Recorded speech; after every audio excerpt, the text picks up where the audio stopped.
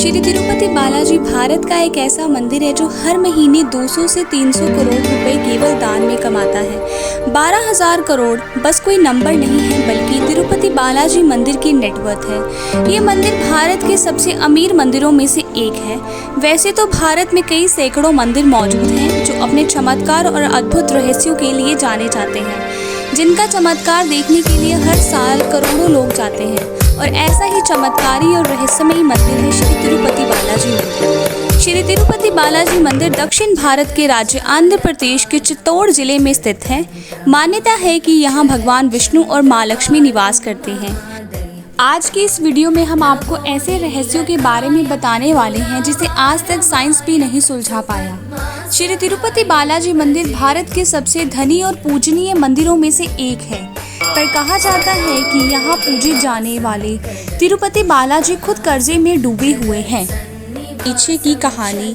एक बार ब्रह्मा जी के पुत्र महर्षि भृगु त्रिदेवों में से कौन सबसे श्रेष्ठ है, इसकी परीक्षा लेने के लिए त्रिदेव के पास एक एक करके गए। जब वे भगवान विष्णु के पास वैकुंठ धाम पहुंचे, तब भगवान विष्णु देवी लक्ष्मी की गोद में सर रखकर आराम कर रहे थे। ये देखकर ऋषि भृगु को उनके इस व्यवहार पर बहुत गुस्सा आया और उन्होंने विष्णु जी की छाती पर लात से प्रहार कर दिया, जिसे देखकर भगवान विष्णु उठकर खड़े हो गए और बोले, कहीं आपके पांव पर चोट तो नहीं लगी? आपके चरणों के स्पर्श से मैं धन्य हो गया।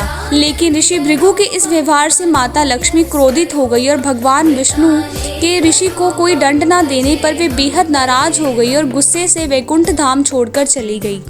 जब भगवान विष्णु को देवी को ढूंढना शुरू किया तो पता चला कि माँ लक्ष्मी ने पृथ्वी पर राजा के घर पद्मावती नाम की कन्या के रूप में जन्म लिया है।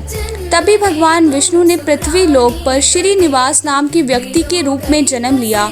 उन्होंने वहां जाकर राजकुमारी पद्मावती को ढूंढना शुरू किया और उनके सामने विवाह का प्रस्ताव रख दिया, जिसे राजकुमारी ने स्वीकार कर लिया।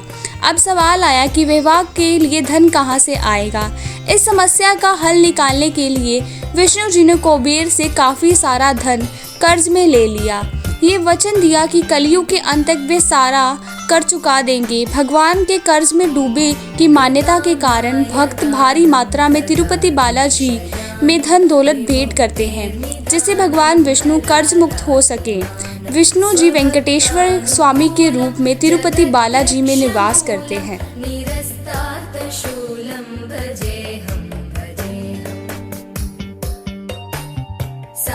तिरुपति बालाजी का मंदिर 7 पहाड़ों वाला मंदिर के नाम से प्रसिद्ध मंदिर है। यहाँ भक्तों को नई नई चमत्कारों और रहस्यों का एहसास होता रहता है। आइए जानते हैं तिरुपति बालाजी से जुड़े ऐसे रहस्यों के बारे में जिसे विज्ञान तक को हिलाकर रख दिया है। आपको पता है कि तिरुपति बालाजी में जो मूर्ति स्थापित है वह किसी के द्वारा बनाई नहीं गई, बल्कि स्वयं प्रकट हुई है। यहाँ स्वयं भगवान विष्णु विराजमान है। मंदिर के मुख्य द्वार पर दाईं ओर एक छड़ी है। कहा जाता है कि जब भगवान विष्णु छोटे थे तो इसी छड़ी से उनकी मां ने उनकी पिटाई करी थी, जिससे उनकी ठोड़ी पर चोट लग गई थी। इसी कारण आज तक औषधि के रूप में हर शुक्रवार उनकी ठोड़ी पर चंदन लगाया जाता है।